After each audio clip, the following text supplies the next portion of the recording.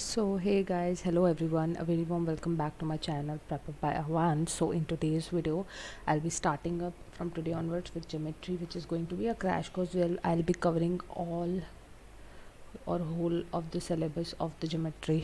Okay, and the approach is going to be first theory and then questions, so that you'll be able to understand all of them. Okay, and this would be very much beneficial for the upcoming SSC exams, which is happening in December or any other time whenever you'll be appearing for the exam. For UPSC, if it is asked, Manx, it is not asked actually, but there is a provision that all of these are going to be merged except for UPSC. So in that case, it may be asked. So it would be helpful for you in either of the cases.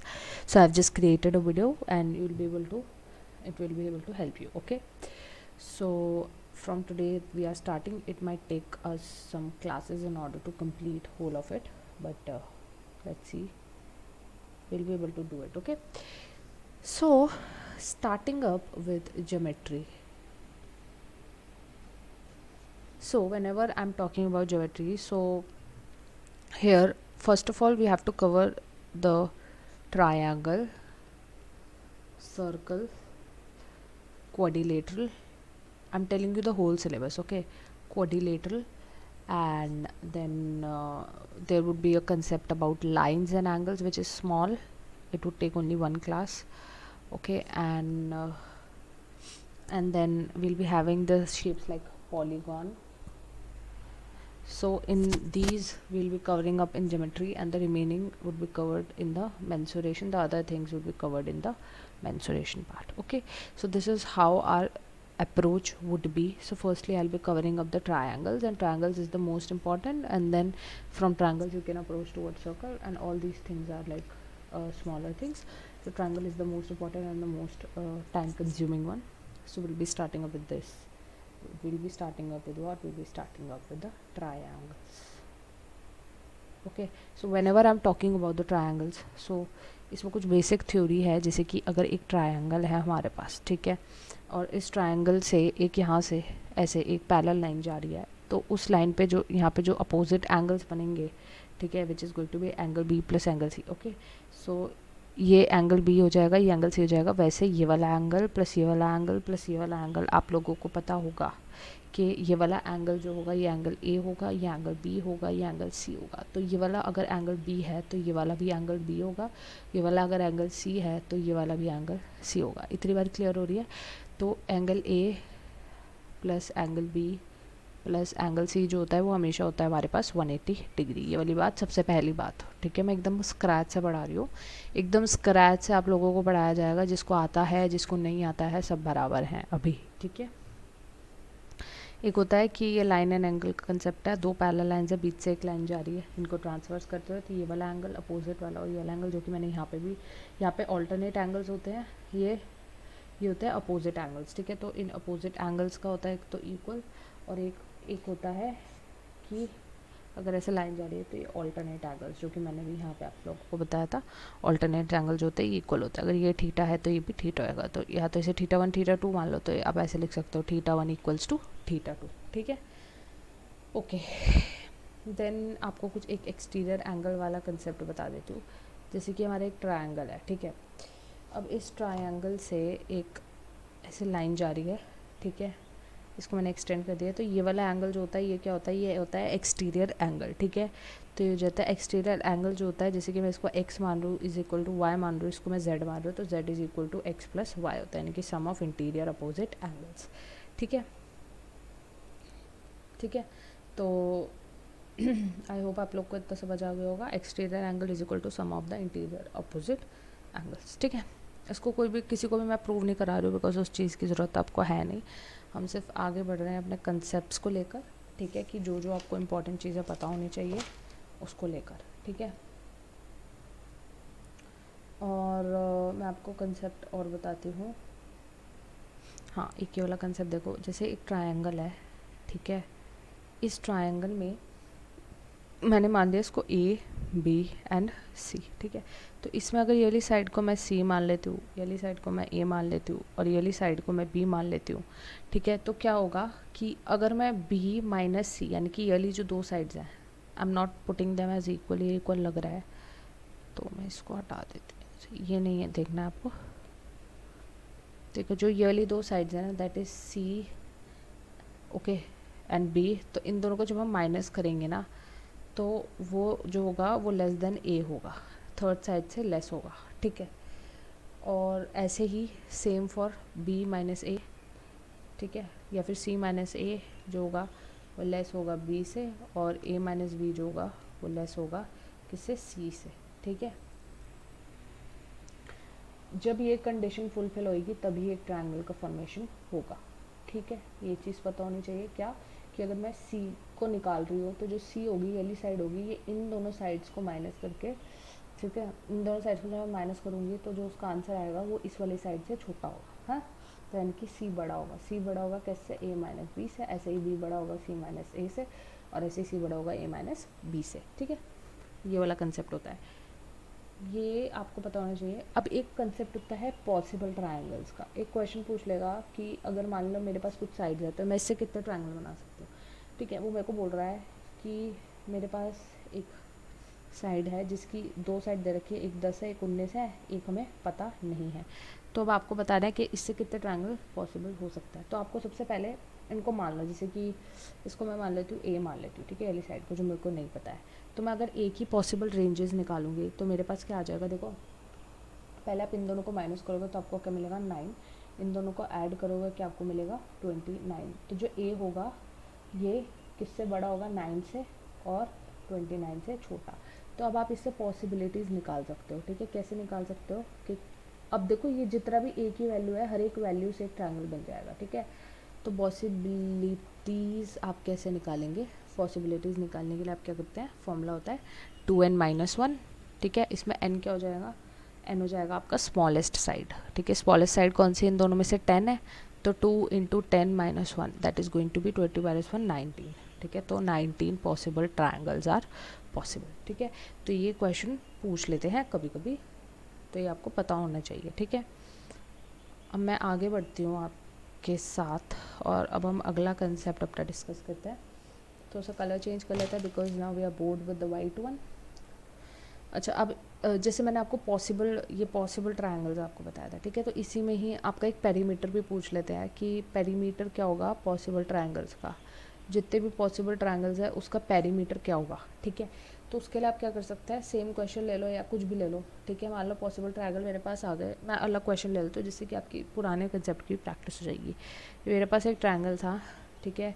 इसकी मेरे पास एक side है ए जिसको मेरे को निकालना है, एक साइड है 10, एक साइड है 4, ठीक है।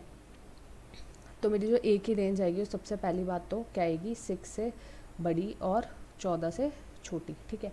ये रेंज आ गई। तो अब आप क्या करोगे, छोटी वाली साइड लोगे, 2 × 6-1, 6 2 12 -1 इज़ गोइंग टू बी 11, ठीक है, यानी कि 11 पॉसिबल साइड, ठीक है। अच्छा, तो sorry it is 4 right, 4 - 1 it is going to be sorry 7 possible triangles, ठीक है। अब इसका पैरामीटर निकालना है सबका, तो आप देखो कैसे निकालोगे। इसमें आप एक या तो एक फॉर्मूला लगा सकते हो या एक बड़ा वे भी ले सकते हो। तो मैं आपको फॉर्मूला बता देती हूँ, और बड़ा वे से भी कर सकते हो, कोई टेंशन की बात नहीं है। देखो देखो इसके लिए आप क्या करोगे, सबसे छोटा सबसे बड़ा निकाल लो। जैसे कि अगर एक साइड होगी 4, एक साइड होगी 10, और एक 6 से बड़ी, यानी कि ऑफकोर्स ही बात है ये 7 होगा, है ना, ठीक है। तो मेरी कौन सी साइड्स होंगी, पेरीमीटर मतलब कि sum of all the sides, तो ये मेरे पास 4 + 10 + 7 हो जाएगा, ठीक है। तो ये कितना आ रहा है हमारे पास 21, तो सबसे छोटी साइड है हमारी 21, अगर हम ए को 7 ले रहे हैं, और हाईएस्ट हमें 14 से कम चाहिए यानी कि 13 होगा, राइट। तो मैं अगर 4 + 10 + 13 कर दूंगी तो मेरे को क्या मिल जाएगा, यहाँ पे मेरे को मिल जाएगा आंसर है 27। तो ये दोनों को ले लो, ठीक है, इन दोनों को ऐड कर दो, 21 + 27 अपॉन में कितने हैं कितने का कोई चक्कर है, डिवाइड बाय 2 करते हैं हम लोग, और इनटू कितने पॉसिबल नंबर ऑफ ट्रायंगल्स है 7, ठीक है। तो इससे क्या होगा, आपको पूरे का सम मिल जाएगा, ठीक है। तो आप इससे हाथ से निकालेंगे तो आपको 168 मिल जाएगा। तो 168 क्या है, perimeter of all the sides, okay. इतना क्लियर हो रहा है, ठीक है। तो अब हम आगे बढ़ते हैं। अब हम थोड़ा सा टाइप्स देख लेते हैं ट्रायंगल का, कि कितने टाइप्स के ट्रायंगल्स होता है, ठीक है। तो टाइप्स के लिए क्या होता है, देखो टाइप्स के लिए क्या होता है, सबसे पहले हम दो चीज़ों में इनको कैटेगरीज होती है, फर्स्ट सेकेंड, ठीक है, और थर्ड। ऐसे ही यहाँ पे भी यहाँ लग जाता है थोड़ा सा, फर्स्ट, सेकेंड, थर्ड, ठीक है। तो ये एक ट्रायंगल है, ठीक है, ट्रायंगल, ट्रायंगल, मेरा ट्रायंगल थोड़ा टेढ़ा मेढ़ा बन रहा है because of the pen, but आप ठीक से बनाना, ठीक है। तो ये मेरे ट्रायंगल्स हैं। देखो एक होता है हमारे पास स्केलिन, ठीक है, मैं अलग कलर ले रही हूँ। एक होता है हमारे पास स्केलिन, ठीक है। तो स्केलिन में क्या होता है कि हर एक साइड जो होती है ना वो डिफरेंट होती है, ठीक है। एक होता है मेरे पास आइसोसेलेस, जिसमें कि दो साइड्स इक्वल होती है, तीसरी साइड अलग होती है, तो इसे हम क्या बोलते हैं, आइसोसेलेस ट्रायंगल, ठीक है। थोड़ी स्पेलिंग का देख लेना। एक होता है इक्विलेटरल, जिसमें तीनों साइड इक्वल होती है, तो इक्विलेटरल। स्केलिन में तीनों अलग होंगी, आइसोसेलेस में दो सेम होंगी, इक्विलेटरल में तीनों सेम होंगी, ठीक है। अब हमारा on the basis of angle, ये होता है on the basis of sides, ये वाला क्लासिफिकेशन होता है on the basis of angles, ठीक है। अगर हमारे ए, बी और सी तीनों एंगल्स जो होते हैं वो लेस देन, जो तीनों एंगल है वो क्या होंगे, लेस देन 90 डिग्री अगर होंगे, ठीक है, तो क्या होगा, ये एक्यूट एंगल ट्रायंगल होगा, ठीक है, less than 90 degree, okay. And हम इसको नहीं बनाकर इसको ऐसे बनाते हैं राइट एंगल ट्रायंगल, जिसमें एक साइड होती है वो 90 डिग्री होती है, ठीक है, वन एंगल 90 डिग्री होता है, तो होता है राइट एंगल ट्रायंगल, ठीक है, राइट एंगल ट्रायंगल।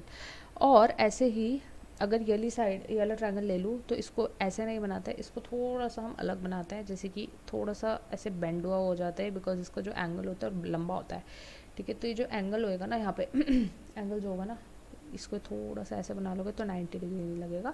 ये जो एंगल होगा दिस इज़ ऑब्ट्यूज, जिस पे जो थीटा होता है वो ज़्यादा होता है किससे, 90 डिग्री से, तो ये ऑब्ट्यूज हो जाता है। और जब थीटा लेस होता है 90 डिग्री से तो एक्यूट हो जाता है, तो इसको हम क्या बोलते हैं, ऑब्ट्यूज एंगल्ड ट्रायंगल, ठीक है। इतना क्लियर हो रहा है।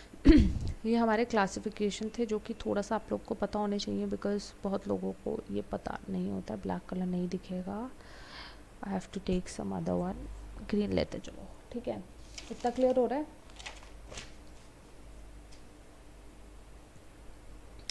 मैंने आपको एक कंसेप्ट बताया था अभी पीछे कि जब एक ट्रायंगल होता है और उसके ए बी सी होता है, तो किसी भी दो साइड को माइनस करोगे तो वो लेस होगी किससे, तीसरी साइड से। मैंने आपको बताया था इसी का ही एक वाइस वर्सा रूल होता है कि अगर मेरे पास एक मान लो एक ट्रायंगल है, ठीक है, ये राइट एंगल में ही लगता है, एक ट्रायंगल है राइट एंगल, ठीक है, राइट एंगल ट्रायंगल है।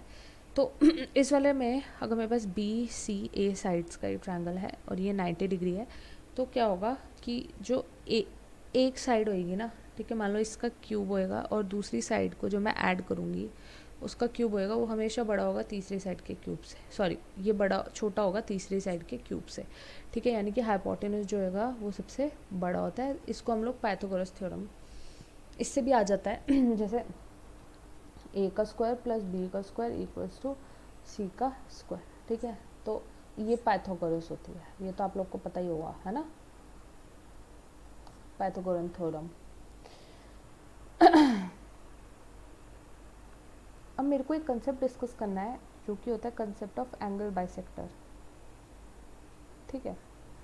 तो एंगल बाइसेक्टर की जब हम लोग बात करते होते हैं ना, तो एंगल बाइसेक्टर होता क्या है, अगर मैंने एक ट्रायंगल लिया है, ठीक है, और इसको मैंने एक एंगल से ऐसे, इस मान लो ए बी सी ट्रायंगल है, यहाँ पे ये एंगल को एक एंगल बाइसेक्टर होता है उसने कट किया, तो ये एंगल डिवाइड हो गया, और ये थीटा होता है दोनों एंगल, यानी कि थीटा इक्वल्स टू थीटा, यानी कि इक्वल में डिवाइड होता है। मान लो मेरे पास एंगल ए अगर 60 डिग्री होता, मान लो ये वाला एंगल मेरे पास 60 डिग्री है, तो ये जब एंगल बाइसेक्टर इसके थ्रू जाएगा तो मेरा एंगल जो थीटा दो बन रहे हैं, ये एक थीटा 30 डिग्री हो जाएगा, दूसरा थीटा 30 डिग्री हो जाएगा, ठीक है। तो इक्वल पार्ट्स पे डिवाइड हो जाता है, ठीक है। तो इसको हम लोग क्या बोलते हैं, इसको हम लोग बोलते हैं एंगल बाइसेक्टर। और एक प्रॉपर्टी और होती है, जैसे कि जो आपका एंगल बाइसेक्टर है वो जैसे अगर आपके एंगल्स को डिवाइड कर रहा है, ठीक है, ये साइड थी 4, ये साइड थी 5, ठीक है, तो ये तो इस तरीके से डिवाइड कर देगा कि यहाँ पे जो एंगल बन रहा होगा वो इक्वल पार्ट्स में डिवाइड होएगा। ये मैंने आपको एंगल बाइसेक्टर बताया। मान लो मेरे पास एक परपेंडिकुलर है, ठीक है।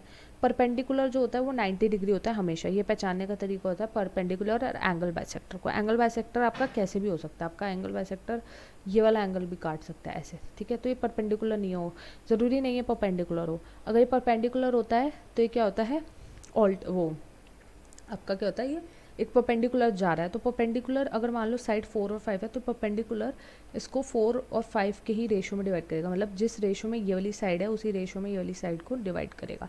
ये भी एक और कंसेप्ट होता है जिसको हम अच्छे से भी आगे समझेंगे, ठीक है। लेकिन मैंने इसको यहाँ थोड़ा सा बता दिया है। अच्छा, इससे क्या डिराइव होता है, देखो एक चीज़ आपको याद करनी है। अगर मैं इसको मान लो इस एंगल बाइसेक्टर को मैं डी मान लेती हूँ, तो जो आपका बी डी होता है, ठीक है, अपॉन में डी सी जो होता है,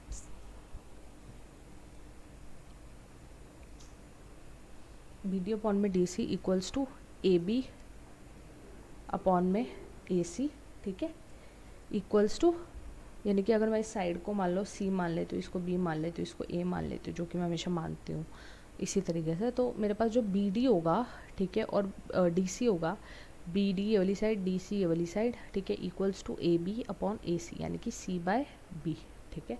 तो ये आपको याद करना है, ये वाला चीज़ आपको याद करना है, ठीक है।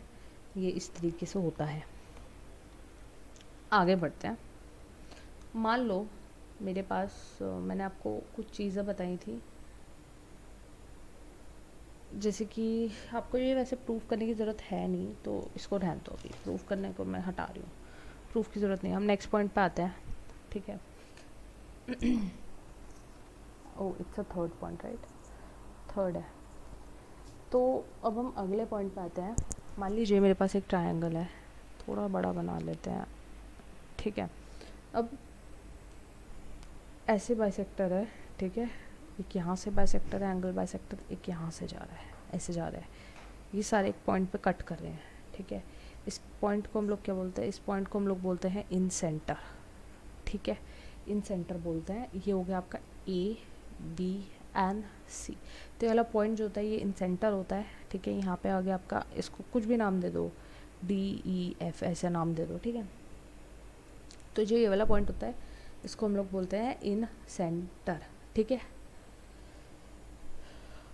नेक्स्ट पॉइंट एंगल बाइसेक्टर से बनता है ये। नेक्स्ट पॉइंट है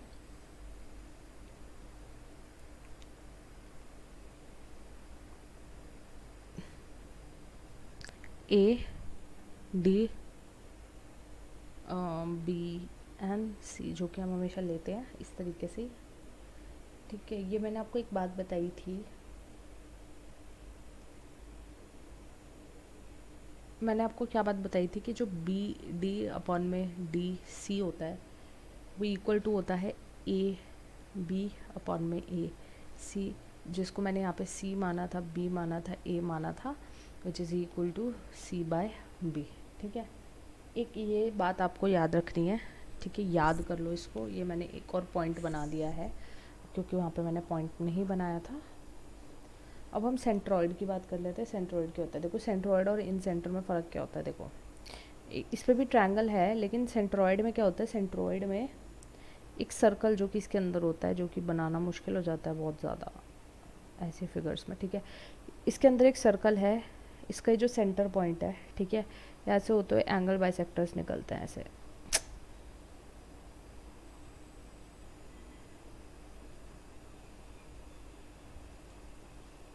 ऐसे निकलते हैं एंगल बाइसेक्टर्स। ये काट रहा है यहाँ से, ये यहाँ से काट रहा है, देखिए ऐसे काट रहा है, ठीक है।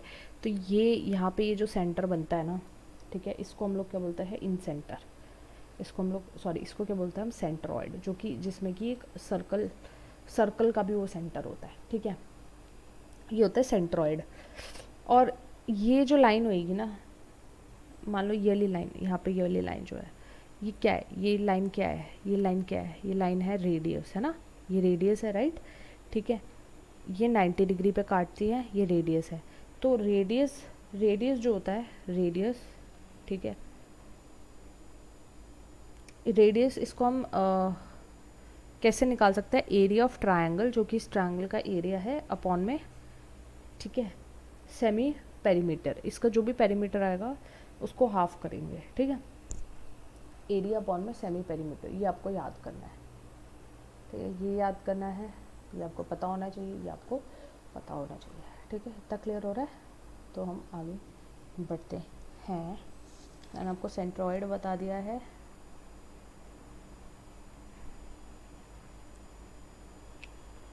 अब हमें ना स्टीवर्ड थ्योरम पढ़ना है, जो कि मैं आपको नेक्स्ट वीडियो में पढ़ाऊँगी, जिसका नाम है स्टीवर्ड थ्योरम, जो कि थोड़ा अच्छे से बताना पड़ता है, तो इस वीडियो में बताना ज़रूरी। इस वीडियो में मेरे को ठीक नहीं लगता, बिकॉज वीडियो बहुत बड़ा हो जाएगा। तो अभी तक मैंने जितना बताया उसको अच्छे से पढ़िए, उसको अच्छे से रिवाइज़ कीजिए, ठीक है। तो I will be back with the next video part 2। अभी ये पार्ट 1 था, अब आएगा पार्ट 2। ऐसे कंटिन्यू के एक प्लेलिस्ट बना दूँगी मैं, पूरा आपका जो है ज्योमेट्री कंप्लीट करवा दूँगी, ठीक है। तो स्टीवर्ड थ्योरम से आगे से हम लोग अब पढ़ेंगे। So till then thank you, bye bye. And अगर आपको वीडियो पसंद आया, समझ आया है, तो चैनल को सब्सक्राइब कीजिए, leave a like for me so that I get to know, just go and subscribe, so it gives us motivation, and it is very very important for us that you guys subscribe, okay? So that's it for the day. Thank you so much, have a very nice day, bye.